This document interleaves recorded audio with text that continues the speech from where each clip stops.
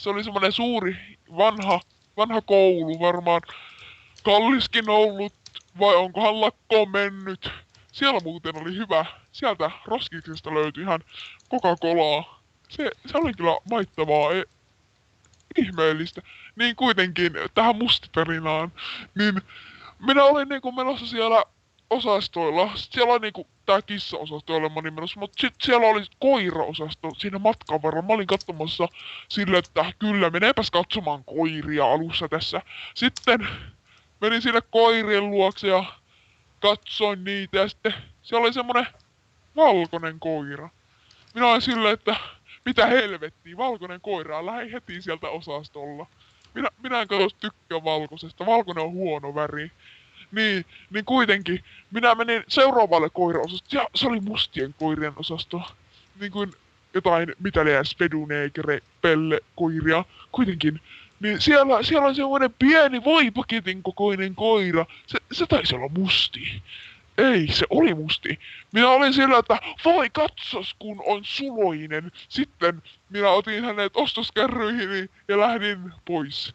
Sain ilmaisen koiran siis, mutta nythän tuo musti on ollut vähän huono, kun se syö niin paljon aina ja rahat menee kyllä tiukasti. Mutta nyt, vaikka ei olekaan tätä live-kameraa tässä Skypessä ainakaan näy, niin minäpäs avaan tästä, tuli postissa tällainen paketti. Niinku tässä kirjekuoressa lukee Pasille. Avataanpas nyt tämä.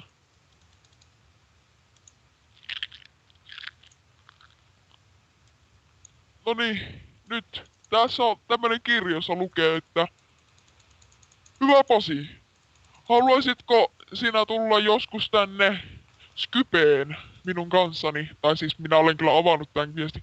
Haluatko tulla Skypeen minun kanssani? Minun Skype-nimeni on MR-kodittaja. No, sitten...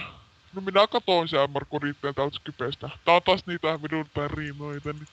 Niin, sitten tää on tää MR-kodittaja, joka on tässä puhelussa. Ja kyllä, on erityisen... Terve. Erityisen hieno ihminen. Lähettiin oli vielä ESN siinä kun oli pakettina. ESN lähetti niin sitten tuli tänne Skypeen ja hän soitti ja tää on tää Pasi-radio nytten käynnissä, kun samaan aikaan soitti ja kyllä se ES on niin maittavaa, ravitsevaa, niin kyllähän minun piti tämä MR-kodittaja vai kodittaja, mikä itse olet, niin lisätä tähän, niin sitten hän sanoi, että lisääpä tuommoinen henkilö kuin pakkauspoika, niin hänpä lisäsi sen ja sitten näin. Näin. Tässä oli tää Skype-tarina, jos se ketään nyt kiinnosti. Mutta ai anteeksi, mä en kuunnellut yhtään. No, se on sitten harmin paikka. Onko mitään biisitoiveita tähän loppuun? Ei. Okei. Ei oo biisitoiveita. Jatketaan Pasi-radiossa. Terve!